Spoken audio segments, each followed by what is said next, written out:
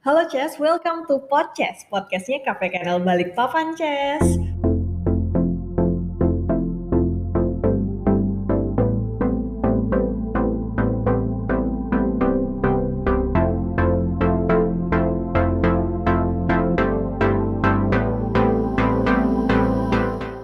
Halo Ces, kembali lagi. Ketemu lagi dengan aku Bagus di Podcast. Podcastnya KPKNL Balikpapan. Gak terasa kita udah ada di bulan September nih. Dan sekarang kita udah memasuki ke Podcast episode ke-8. Nah, kalau di podcast sebelumnya kita udah pernah bahas terkait apa itu lelang. Lalu kita juga udah pernah bahas terkait apa saja pasca lelang. Waktu itu kita udah kedatangan tamu yaitu Mas Doan Oktanari. Dia udah ngejelasin terkait hal-hal pasca lelang seperti kwitansi, kutipan, dan lain-lain. Nah, kali ini kita akan kembali ngebahas terkait lelang, tapi kita akan ngebahas salah satu tahapan yang harus dilalui oleh peserta lelang sebelum melakukan penawaran lelang.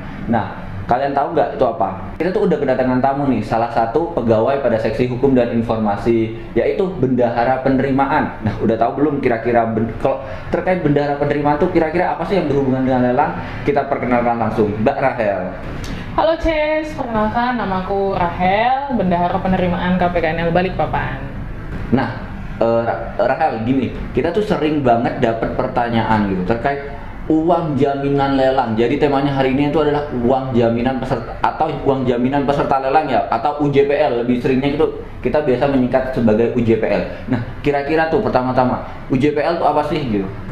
Kalau lihat dari PMK ya Mas, PMK nomor 93 garing PMK titik 06 garing 2010, UJPL itu tuh uang yang disetor kepada kantor lelang atau balai lelang atau ke pejabat lelang langsung nih oleh calon peserta lelang sebelum pelaksanaan lelang sebagai syarat menjadi peserta lelangnya.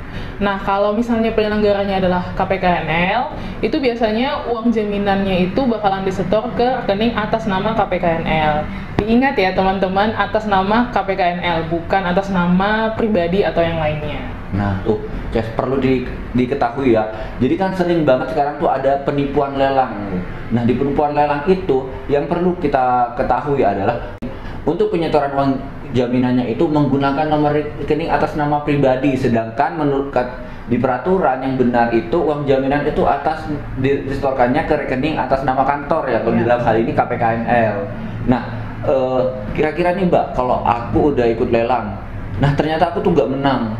Nah, itu uang jaminannya tuh dikembaliinnya tuh berapa lama gitu kira-kira?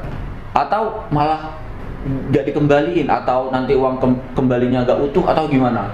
Kembali, uang jaminan itu pasti kembali. Maksimalnya itu 1 hari kerja kalau banknya peserta itu adalah sama dengan bank persepsi yang digunakan oleh KPKNL. Maksimal 3 hari kalau seandainya bank yang digunakan peserta itu berbeda persepsi dengan KPKNL. Nah, itu Cek. Jadi kalau setelah pelaksanaan lelang ternyata uangnya belum kembali dalam jangka waktu tersebut, jadi nggak usah langsung panik, nggak usah langsung berpikir yang aneh-aneh, tapi lihat dulu karena di peraturan itu ternyata memang ada norma waktunya ya pengembalian uang jaminan itu. Nah, kira-kira nih Mbak Rahel, kadang kan ada lelang tuh dengan nilai uang jaminan yang sangat besar. Itu kira-kira peserta lelang bisa mencicil uang jaminannya atau tidak? Uang jaminan itu nggak bisa dicicil ya Ces, ada diatur juga di lampiran PMK 213 tahun 2020 halaman 131 huruf F. Jadi UJPL itu ibaratnya uang pendaftaran nih, kalau seandainya UJPL-nya nggak sesuai, nanti penyetornya itu tidak akan terdaftar untuk bisa ikut bidding ketika hari pelaksanaan lelang. Selain itu, kalau misalnya UJPL-nya dicicil, itu akan merepotkan bendaharanya juga ketika verifikasi.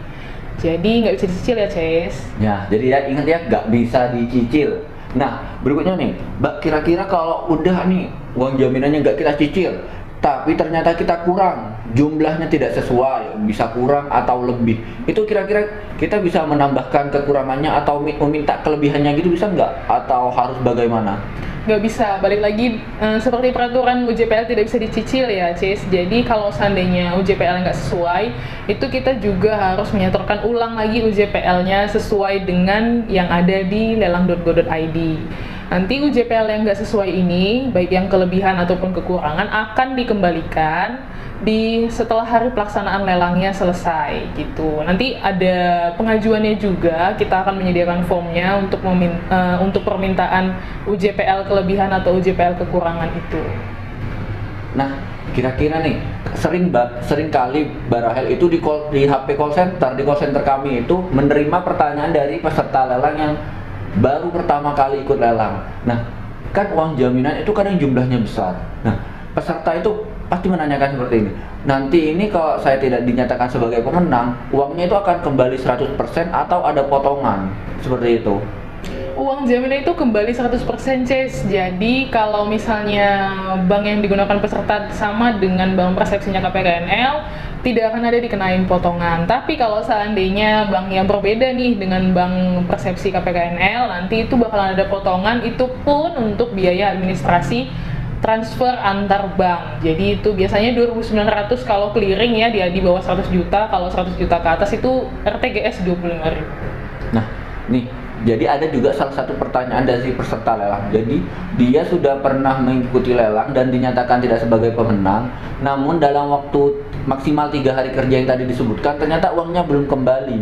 Nah, ternyata saat ditanyakan dan datang langsung ke KPKNL, ternyata itu katanya uangnya diretur oleh pihak bank. Itu kira-kira kenapa dan solusinya apa, dan kira-kira pencegahan dari peserta lelang itu seperti apa?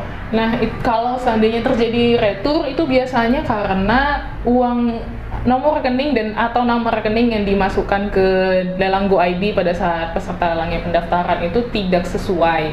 Jadi itu ketika kita sudah mentransfer sesuai dengan nomor dan nama rekening yang tertera, itu biasanya kalau nggak sesuai bakalan diretur kembali nih ke rekeningnya KPKNL. Jadi untuk teman-teman yang mau ikut lelang itu boleh melakukan pengecekan lagi nih, apakah nomor rekeningnya sudah sesuai, apakah nomor rekeningnya masih aktif, karena kadang pernah juga ada kejadian nomor rekeningnya yang udah nggak aktif lagi gitu. Tapi bisa juga kadang uang jaminan yang nggak kembali itu karena ada kesalahan sistem di bank. Kalau itu pasti kita akan langsung mengusahakan pada kesempatan pertama langsung mengembalikannya kembali. Tapi kalau seandainya kesalahannya ada di teman-teman peserta, nanti kita akan membuat form permohonan juga untuk pengembalian UJPL tersebut. Oke, nah kalau tadi kita udah bahas terkait UJPL, nah salah satu tugas dan fungsi bendahara penerimaan itu adalah di layanan pasca lelangnya. Di situ seperti menyetorkan hasil bersih, lalu menyetorkan PNBP berupa bea lelang dan penjual dan bea lelang pembeli, serta pajak dan sebagainya.